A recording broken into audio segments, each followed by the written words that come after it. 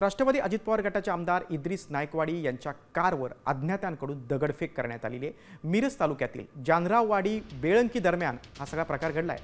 दुचाक्यावरून तोंडाला रुमाल बांधून आलेल्या दोघांकडून कारवर दगडफेक करण्यात आली।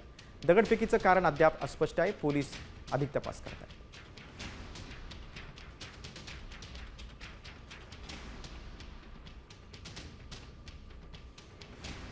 राष्ट्रवादी काँग्रेसचे आमदार नायकवाडींच्या कारवर ही दगडफेक झालेली आहे। पोलीस आता या प्रकरणी अधिक तपास करत आहेत। मात्र दुचाकीवरून आलेल्या 2 जणांनी ही दगडफेक केल्याचा संशय आहे। तोंडाला रुमाल बांधून 2 जण आले होते आणि त्यांनी ही सगळी दगडफेक केलेली आहे। मिरज तालुक्यातील जानराववाडी बेळंकी या 2 गावादरम्यान ही घटना घडली।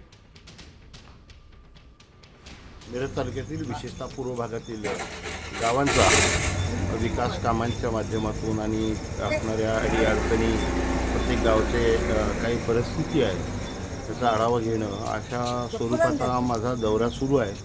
तो जवळजवळ मला वाटतं की 5 तारखेपासून मागच्या महिन्याच्या 5 तारखेपासून सुरू आहे आणि तो दौरा सुरू असताना आज आम्ही जानराववाडी इथून बेळंकीकडे जात असताना माझ्याबरोबर माजी मंत्री आदरणीय आता isakal.com आहे देशातील नंबर 1 ची मराठी न्यूज वेबसाईट।